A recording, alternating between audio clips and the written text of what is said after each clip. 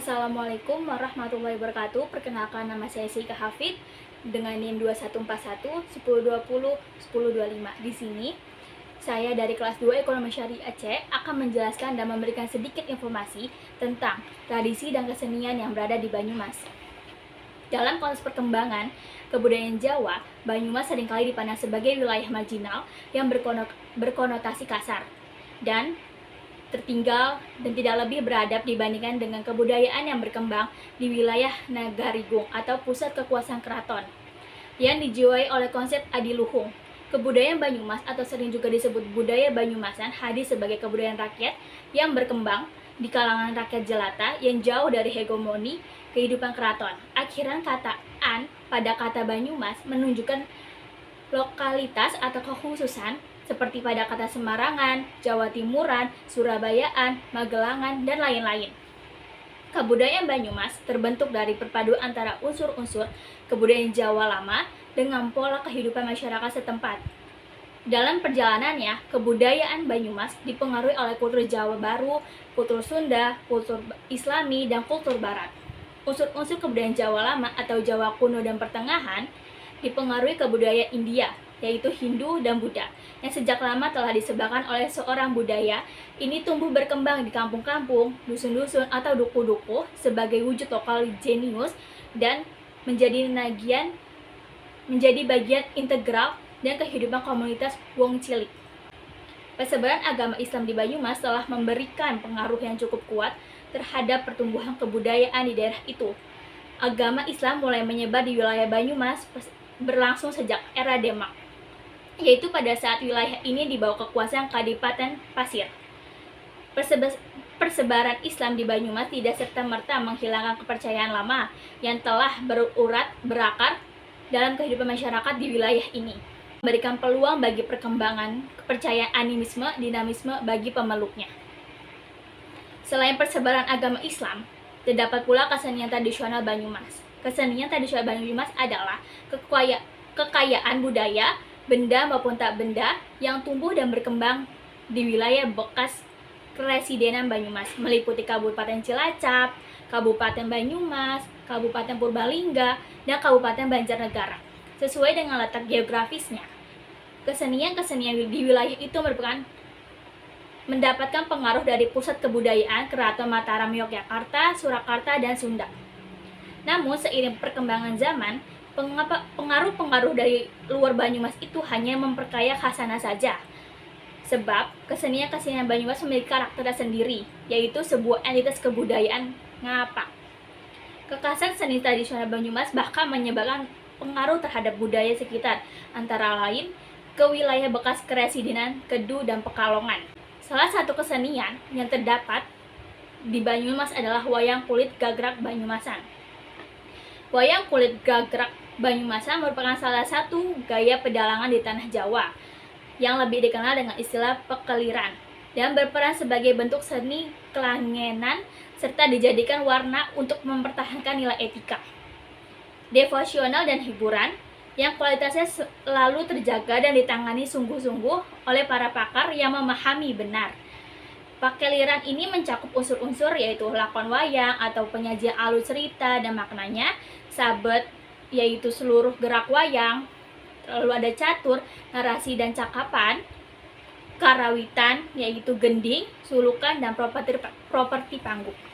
Pekeliran gagrak Banyumas mempunyai nuansa kerakyatan yang kental, sebagaimana karakter masyarakatnya, jujur dan terus terang dan hidup serta berkembang di daerah eks-Keresidenan Banyumas. Merupakan ekspresi dan sifatnya lebih bebas, sederhana, serta lugas dan mampu bertahan sampai saat ini dalam menghadapi perubahan zaman karena memperoleh simpati dan dicintai masyarakatnya. Hal ini berbeda dengan pekeliran gaya kerakyatan daerah lain, yang cenderung punah terutama di daerah yang dekat dengan pusat kekuasaan keraton. Misalkan saja Wonogiri, Seragen, Karanganyar, di mana pengaruh pedalangan keraton seperti Kesultanan Yogyakarta dengan pendirian seni pedalangan Hambiwarakake, Rancangan Andalang, lalu ada Kasunanan Surakarta dengan Pasinoan Dalang Surakarta, dan awal tahun 1920 Mangkunegaraan mendirikan Pasinoan Dalang Mangkunegaraan yang cenderung menekankan pakliran gaya kerakyatan sekitarnya dan menjadikan pelestariannya merupakan tantangan tersendiri. Pedalangan Gagrak Banyumasan memperoleh pengaruh serta memiliki tatanan atau pakem dari seni pedalangan Surakarta dan Yogyakarta, akan tetapi mempunyai ciri khas tersendiri dengan penokohan bawor dengan lagu Kembang Lepang serta Gending Banyumasan. Seni pedalangan Gagrak Banyumasan ini kemudian dibakukan dan dilestarikan oleh para pakar pedalangan Banyumas dalam paguyuban Ganasidi atau Pedalangan Ekskarasidenan Banyumas yang diselenggarakan di Kawadenan Bukateja. Lalu ada perkembangan pedalangan. Seperti juga seni pedalangan Indonesia yang lain berkembang sejak pengaruh Hindu. Dengan berdirinya Mataram Hindu dengan Serat Ramayana era 898 Masehi dalam bahasa Sanskerta dengan pengaruh India yang kuat. Kemudian berkembang sejalan dengan penggunaan bahasa Jawa kuno atau bahasa Kawi. Seni pedalangan memasuki zaman keemasan pada era Kediri dalam pemerintahan Raja Jayabaya. Berkembangnya penulisan dan karya sastra seperti Serat Bratayuda, Serat Hariwangsa, Serat Gatotkaca dan oleh Empu Panuluh dan Wayang Pura yang merupakan cikal bakal dan berkembangan seni pedalangan di Nusantara. Pada zaman Kesultanan, pengaruh kuat lainnya pada pedalangan Banyumasan yaitu pada zaman Kesultanan Demak, kemudian Kesultanan Pajang sampai dengan pengaruh Mataram pada zaman Pleret. Era Amangkurat Tegalarum yang secara khusus mempunyai perhatian besar untuk keresidenan Banyumas yang mengutus dalang Ki Leddajiwa ke Aji Barang untuk lebih mengembangkan seni pedalangan Gagrak Banyumasan. Pengaruh Gagrak Mataram. Pengaruh Gagrak Mataram atau Surakarta dan Yogyakarta lebih kuat, terutama melalui kawasan pesisir kidul dan dikenal dengan seni pedalangan Banyumas, pesisiran atau Gagrak Kidul Gunung. Pengaruhnya dapat diketahui dengan kisaran tahun 1920 dan terus berkembang melalui dalang Trah Gombong yaitu Ki Cerma sampai dengan Ki Dalang Menganti. Gagrak Lor Kidung. Gagrak Lor Gunung. Sedangkan kawasan depan Banyumas atau lebih dikenal dari Purbalingga kemudian menyusuri Sungai Serayu menuju ke arah barat.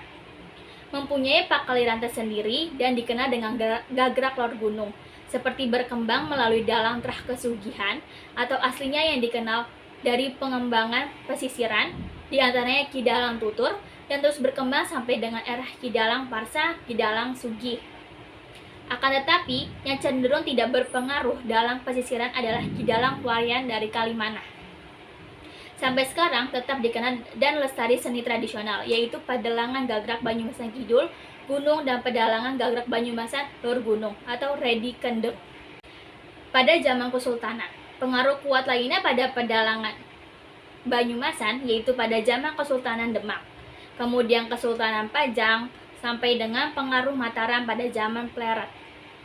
Era Amangkurat Tegalarum yang secara khusus mempunyai perhatian besar untuk keresidenan Banyumas yang mengutus dalang Ki Leddajiwa ke Aji Barang untuk lebih mengembangkan seni pedalangan Gagrak Banyumasan. Pengaruh Gagrak Mataram. Pengaruh Gagrak Mataram atau Surakarta dan Yogyakarta lebih kuat, terutama melalui kawasan pesisir kidul dan dikenal dengan seni pedalangan Banyumas, pesisiran atau Gagrak Kidul Gunung. Pengaruhnya dapat diketahui dengan kisaran tahun 1920 dan terus berkembang melalui dalang Trah Gombong yaitu Ki Cerma sampai dengan Ki Dalang Menganti. Lalu selanjutnya ada lakon. Wayang Gagrak Banyumasan mempunyai ciri khas dalam penceritaan yang lebih memperjelas peran rakyat kecil yang dimanifestasikan dalam tokoh punawakan seperti cerita Bawor Dadi Ratu, Petruk Rama, dan lain-lain. Selain itu pula, wayang Gagrak Banyumasan lebih menonjolkan peran para muda dalam menyelesaikan kasus-kasus dan permasalahan. Contohnya seperti cerita Sri Kandi Barang Lengger yang merupakan terusan lakon Srenggeni, Takon Rama adalah salah satu contoh konkret bahwa peran pemuda seperti Anastesa dan Wisanggeni menjadi sangat sentral.